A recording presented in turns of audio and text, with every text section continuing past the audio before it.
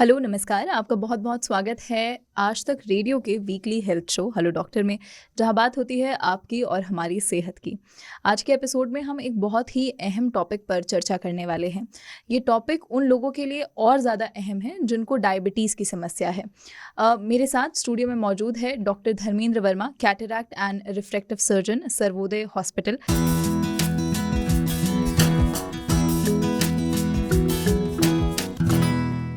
Hello doctor, आपका hello, बहुत-बहुत नमस्कार। स्वागत है हमारे एपिसोड में।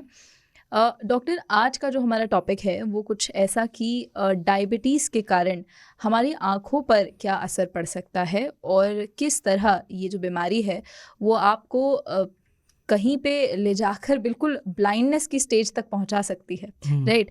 सो let's start with the most basic thing कि डायबिटीज़ को हम मेडिकल भाषा में किस तरह समझते हैं? हुँ।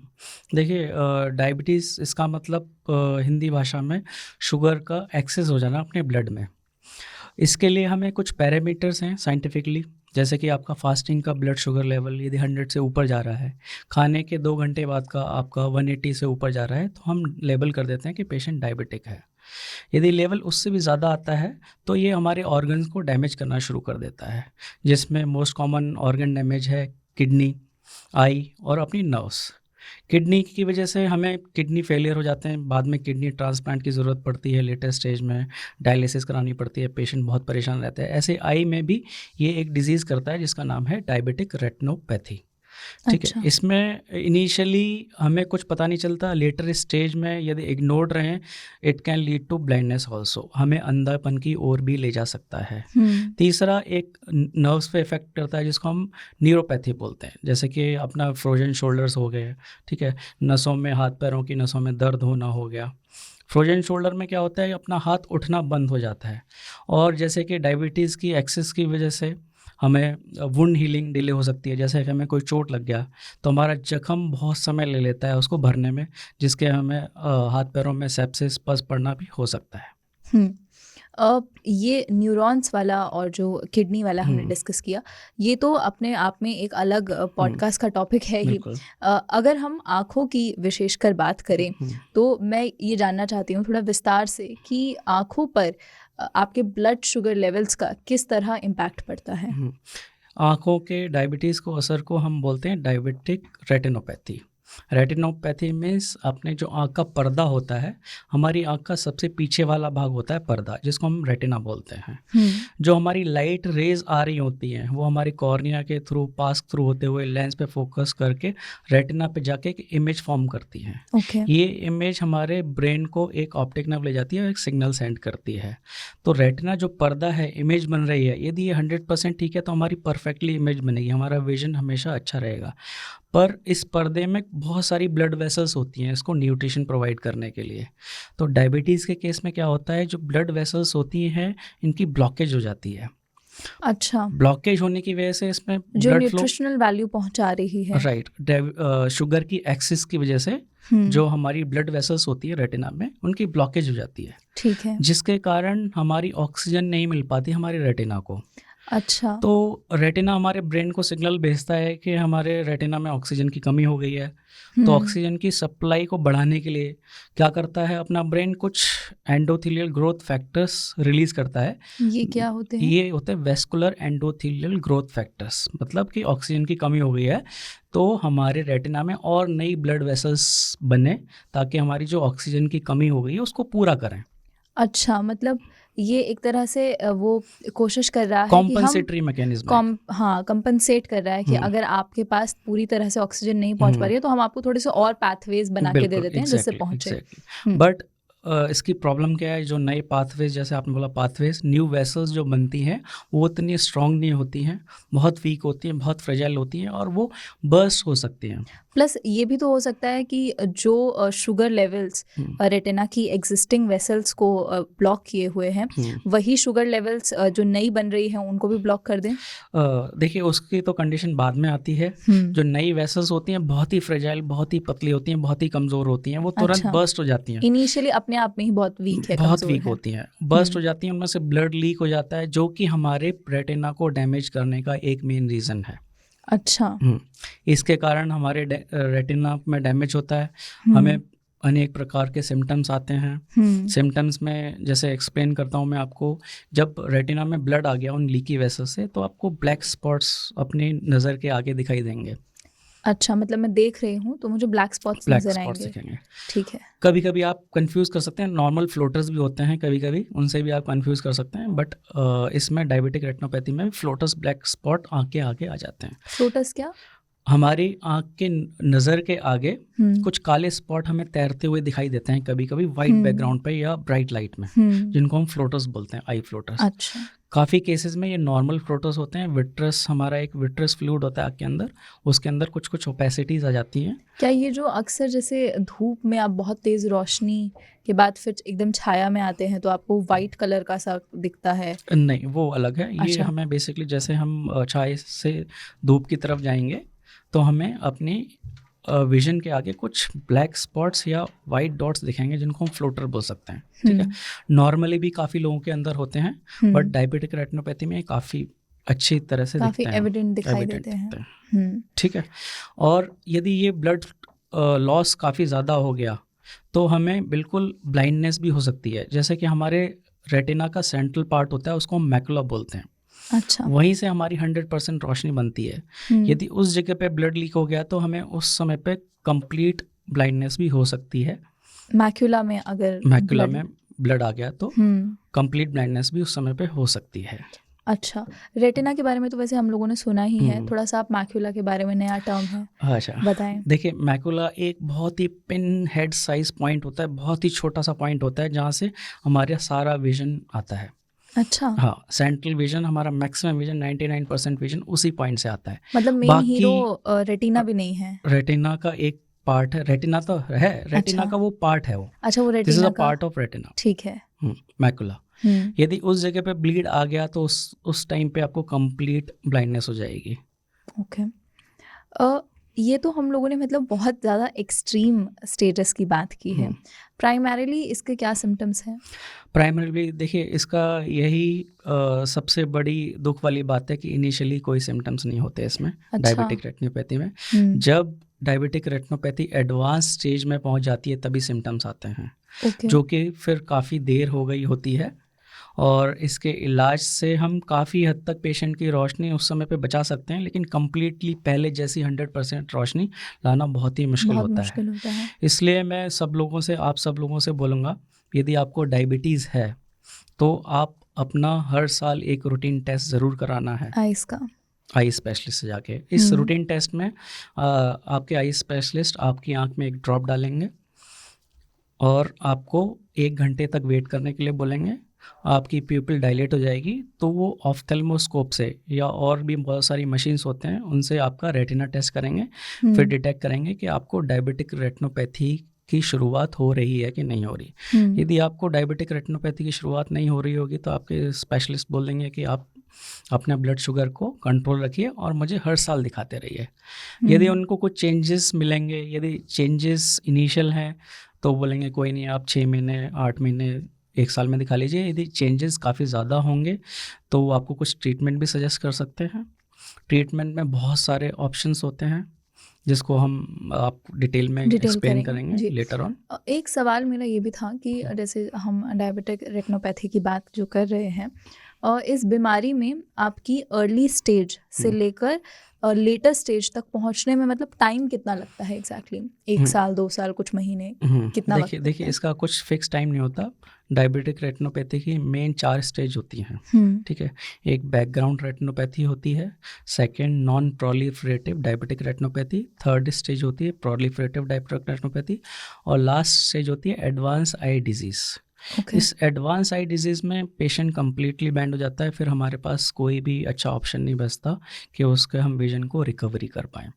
फर्स्ट 3 स्टेज तक हमारे पास कुछ ऑप्शंस होते हैं कि हम पेशेंट के विजन को रिकवरी कर पाएँ। ठीक है, जो बैकग्राउंड डायबिटिक रेटिनोपैथी है, इसमें कुछ नहीं करना होता है, आपको बस अपनी ब्लड शुगर को मैनेज करना होता है। आप मेडिसिन के थ्रू, डाइट के थ्रू, अपनी लाइफस्टाइल मॉडिफिकेशन के थ्रू उसको कंट्रोल करिए और रेगुलर चेकअप कराते रहिए। ओके। ठीक है, और नॉन प्रोलिफरेटिव डायबिटिक रेटिनोपैथी में भी बहुत सारी स्टेजेस होती हैं, 3-4 स्टेज होती हैं। उसमें स्टेज के अकॉर्डिंग आपको डॉक्टर ट्रीटमेंट सजेस्ट करते हैं। ठीक है, तो मतलब हमें साल में एक बार अगर किसी व्यक्ति को डायबिटीज़ है तो उसे अपना टेस्ट ज़रूर करवा लेना बिल्कुल। चाहिए। यही थोड़ा मेरी इसको लेके भी क्यूरियोसिटी थी कि ये टेस्ट एग्जैक्टली होता कैसे है, मतलब जैसे हम लोग ब्लड टेस्ट करते हैं तो हुँ, खून लेकर हो जाता है। हुँ, आई टेस्ट इन जनरल अगर आप विजन वगैरह का करते हैं तो हुँ, आपको वहाँ पे XYZ ऐसे नंबर्स वगैरह नंबर और पता चला। अल्फ़ाबेट्स हुँ। दिखाए जाते हैं। इसका कैसे टेस्ट किया जाता है? डायबिटिक रेटिनोपैथी का टेस्ट होता है, इसको बोलते हैं हम फंडस एग्ज़ामिनेशन। ओके। इसमें आप जब आई स्पेशलिस्ट के पास जाओगे, सबसे पहले आपको वो विज़न टेस्ट करेंगे, हुँ, आपकी क्वालिटी ऑफ विज़न देखेंगे, कॉन्ट्रास्ट सेंसिटिविटी देखेंगे। उसके बाद आपकी आँखों में ड्रॉप्स डालेंगे वो। हुँ, ड्रॉप डाल के आपकी जो प्यूपिल है, मतलब एक कैमरा टाइप अपर्चर होता है हमारे में, हुँ, उसको हम डायलेट करते हैं, मतलब उसके साइज़ को बढ़ाते हैं ताकि हम आँख के अंदर झाँक के देख पाएँ कि आपका रेटिना हेल्दी है कि नहीं है हेल्दी है। हुँ, इस जाँच के बाद किसी-किसी पेशेंट को 4-5 घंटे तक धुंधला दिख सकता है हुँ। और फिर डॉक्टर आपका कंप्लीट थॉरो एग्ज़ामिनेशन करता है, बहुत सारे पैरामीटर्स होते हैं, उनको चेक करके आपको फिर सजेशन देगा डॉक्टर। ओके। तो अब आ जाते हैं ट्रीटमेंट पर कि टेस्ट हो गया है, पता लग गया है कि हुँ, बीमारी है या नहीं है। हुँ, नहीं है तो अच्छी बात है। हुँ। है तो फिर इसका ट्रीटमेंट किस तरह होगा? देखिए इसके ट्रीटमेंट के बहुत सारे ऑप्शंस होते हैं। इनिशियली हम लेज़र करते हैं आँखों में। अच्छा। आँखों में लेज़र करके हम रेटिना के काफ़ी पार्ट को टाइप ऑफ बर्न कर देते हैं, जला देते हैं ताकि उसकी ऑक्सीजन डिमांड कम हो जाए। जैसे मैंने आपको शुरू में बताया था कि इस डायबिटिक रेटिनोपैथी का मेन कारण होता है कि जो ऑक्सीजन सप्लाई है वो कम हो गई है हुँ, ब्लड वेसल्स से लीक होने के कारण, जिसके कारण VEGF फैक्टर्स रिलीज़ हो रहे हैं और न्यू एब्नॉर्मल वेसल्स बना रहे हैं। ठीक है। तो हम लेज़र से क्या करते हैं, रेटिना के काफ़ी पार्ट को बर्न कर देते हैं अच्छा। ताकि नई वेसल्स ना बने, एब्नॉर्मल नई वेसल्स ना बने। ओके। हुँ। लेकिन अगर हम डैमेज कर देते हैं तो फिर तो वही सिग्नल नहीं जाएगा कि अब है ही नहीं तो अ, क्रिएट करके दो? जैसे मैंने आपको बीच में बताया कि हमारे रेटिना का एक जो मैकुला वाला पार्ट है वो हाँ। सबसे इम्पोर्टेंट पार्ट है। हुँ, 99% विजन वहीं से आता है। यदि हम हुँ, पेरिफेरल रेटिना को यदि डैमेज कर देते हैं हुँ। तो उससे बहुत ज़्यादा विजन पे असर नहीं पड़ेगा। तो मतलब हम रेटिना के पेरिफेरल पार्ट पेरिफेरल को पार्ट डैमेज कर हाँ, रहे हैं। लेज़र करते हैं बेसिकली। Damage okay. नहीं बोलेंगे हम, नहीं तो हाँ, गलत मैसेज जाएगा। हम जी, बोलेंगे उसको हम ट्रीट कर रहे हैं बेसिकली ठीक लेज़र है। के थ्रू। ठीक है। ठीक है। ओके, बट हाँ। ये साउंड तो थोड़ा डरावना सा ही कर रहा नहीं, है। बिल्कुल डरावना नहीं है। ये ओपीडी प्रोसीजर है, ठीक अच्छा। है? आप ओपीडी में जाएँगे, आपके आई में डॉक्टर ड्रॉप डालेगा, एक डायलेट करेगा और आपकी आँखों में लाइट डालेंगे और हुँ। लेज़र कर देंगे। इज़ आप इट पेनफुल? बिल्कुल पेनफुल नहीं नॉट है, at all? Not at all. Okay, और इसके बाद कुछ रिस्क वगैरह या कितना परसेंट चांस है कि मतलब आपकी आँख ठीक हो जाएगी या ऐसा भी कुछ है कि नहीं देखिए होगी? इनिशियल स्टेज में लेज़र का ट्रीटमेंट का काफ़ी अच्छा फ़ायदा होता है। हुँ, फिर आपको वही एक है, जब तक आपकी शुगर कंट्रोल नहीं होगी, ये डिसीज़ बढ़ती ही रहेगी। हुँ, ये है कि इनिशियल स्टेज में हमने आपको लेज़र कर दिया, आपका जो डैमेज होने वाला था, जो आपकी पहले से शुगर अनकंट्रोल रही है, उसकी वजह से हमने रिकवरी स्टार्टिंग में कर दी। हुँ, लेकिन अभी भी आपको शुगर कंट्रोल रखना है, यदि आपने शुगर कंट्रोल नहीं रखा तो फिर से रेटिना डैमेज होना शुरू हो जाएगा। ओके, तो फर्स्ट क्राइटेरिया है कि आपका शुगर हमेशा कंट्रोल रहना चाहिए। यदि शुगर कंट्रोल नहीं है तो हम कितना भी ट्रीटमेंट कर लें, कोई फ़र्क रेटिना नहीं डैमेज पड़ेगा। होना ही होना है, आपको डायबिटिक रेटिनोपैथी होनी है, एंड में ब्लाइंडनेस होने के चांसेस काफ़ी ज़्यादा हो जाते हैं। हुँ, इसके देखिए अदर ट्रीटमेंट ऑप्शन है, यदि माइल्ड टू मॉडरेट डिजीज़ हो गई है तो हम आँखों में इंजेक्शंस भी लगाते हैं। अच्छा। उन इंजेक्शंस को बोलते हैं एंटी VEGF। जैसे मैंने हुँ, बताया कि इसकी जो पैथोलॉजी में VEGF फैक्टर रिलीज़ होता है, हुँ, जो एब्नॉर्मल वेसल्स बनाते हैं। हुँ, तो हम एंटी VEGF इंजेक्शंस लगाते हैं आँखों में ताकि एब्नॉर्मल वेसल्स ना बने। ओके, हुँ, ये ट्रीटमेंट भी बहुत कारगर है, या आप इनिशियल स्टेज में डॉक्टर के पास चले जाएँ, हुँ, इंजेक्शंस लगवाएँ, तो काफ़ी हद तक आपकी जो विज़न लॉस हुआ है डायबिटिक रेटिनोपैथी से वो रिकवर हो जाए। ओके। हुँ। लेकिन बावजूद उसके ऐसा कुछ 100% नहीं है कि आपका विज़न पूरी तरह से ही वापस आएगा। इनिशियल स्टेज में ये डायबिटिक रेटिनोपैथी रिवर्सिबल भी है। यदि ओके, आप शुगर को कंट्रोल कर लेते हैं बिना लेज़र या इंजेक्शन के ही, अच्छा। ठीक है? और मिडिल स्टेजेस में आपको इंजेक्शंस लगाए जाएँगे, लेज़र किया जाएगा। हुँ, यदि आपके आई में हेमरेज बहुत ज़्यादा हो गया है, जिसको हम विट्रस हेमरेज बोलते हैं, हुँ, तो उसमें काफ़ी हद तक ब्लाइंडनेस हो जाती है। तो हुँ, उस केस में हम विट्रेक्टमी करते हैं, आई की एक सर्जरी होती है, रेटिना सर्जरी। ओके, तो वो करते हैं, जिसमें हम आई के अंदर का विट्रस फ्लूइड पूरा निकालते हैं और उस फ्लूइड के साथ अपना जो ब्लड हेमरेज हो गया उसको भी निकाल लेते हैं। ठीक है, तो लगभग हमने सभी पॉइंट्स कवर किए हैं। अब पॉडकास्ट को अंत की तरफ ले चलते हैं और डायबिटिक लोगों के लिए आँखों की सेहत का ख़्याल वो किस तरह रखें, उसके डूज़ एंड डोंट्स प्लीज़ बताएँ? देखिए, सबसे पहले मैं आपको डायबिटीज़ के बारे में बताता हूँ। ये आजकल बीमारी बहुत ज़्यादा बढ़ रही है, हर एक एज ग्रुप में बढ़ रही है, हुँ। हर शहर में बढ़ रही है, इवन गाँव के लोग भी मोस्ट ऑफ द अफ़ेक्टेड हो रहे हैं। मतलब मेडिकल रिसर्चेस भी इस वक्त जितनी भी आती हैं हुँ, सामने, वो तो यही बता भी रही हैं कि इंडिया किस तरह दो चीज़ें, एक डायबिटीज़ और दूसरा स्टोन्स, बिल्कुल। किडनी स्टोन्स का हुँ, बिल्कुल हब बनता जा रहा बिल्कुल। है। इंडिया को हम कैपिटल ऑफ डायबिटीज़ भी कहते हैं, वर्ल्ड कैपिटल ऑफ डायबिटीज़। हुँ, अभी हमारे पास लगभग 10 से 12 करोड़ लोग डायबिटिक हैं, जो कि डॉक्यूमेंटेड है, हुँ, और जिन लोगों ने टेस्ट ही नहीं कराया है, वो तो और भी ज़्यादा हो सकते हैं। तो सबसे पहले क्या करना है, आपको अपनी लाइफ़स्टाइल को सुधारना है। डायबिटीज़ बहुत टाइप से होती है, type 1 diabetes, type 2 diabetes, gestational diabetes, जो कि प्रेगनेंसी में होती है। टाइप 1 जेनेटिकल फैक्टर्स हैं, आपको पैदा होते भी हो सकती है, उसका आप ज़्यादा कुछ नहीं कर सकते, हुँ, उसको मेडिकेशन के थ्रू कंट्रोल करना है। जो सबसे ज़्यादा कॉमन है टाइप 2 डायबिटीज़, जो हमारी लाइफ़स्टाइल से आती है, जैसे सीडेंटरी लाइफ़स्टाइल हो गई, और हमारी जंक फूड खाने की हैबिट हो गई, ठीक है? बहुत ज़्यादा फैटी फूड खाने की हैबिट हो गई। हुँ, ड्रिंकिंग, स्मोकिंग बहुत ज़्यादा रोल प्ले करती है इस चीज़ में। हुँ, तो हम अपनी अच्छी लाइफ़स्टाइल से डायबिटीज़ को कहीं हद तक आने से रोक सकते हैं। हुँ। ओके, तो मतलब हमें अपने लाइफ़स्टाइल में चेंजेस करने हैं बिल्कुल, और साल में एक बार जाके अगर आप डायबिटिक हैं, तो अपनी आँखों का टेस्ट ज़रूर करवाएँ। बिल्कुल, वैसे तो डॉक्टर ये भी एडवाइस करते हैं कि अगर आप डायबिटिक नहीं हैं, तो भी आपको साल में एक बार अपनी आँखों का टेस्ट ज़रूर बिल्कुल। करवाना हुँ, चाहिए। जी, तो डॉक्टर धर्मेंद्र वर्मा के साथ हमने बातचीत की कि किस तरह डायबिटिक पेशेंट्स के लिए आँखों की बीमारी ब्लाइंडनेस की स्टेज तक जा सकती है। तो अपना ख़्याल रखें और सुनते रहिए आज तक रेडियो।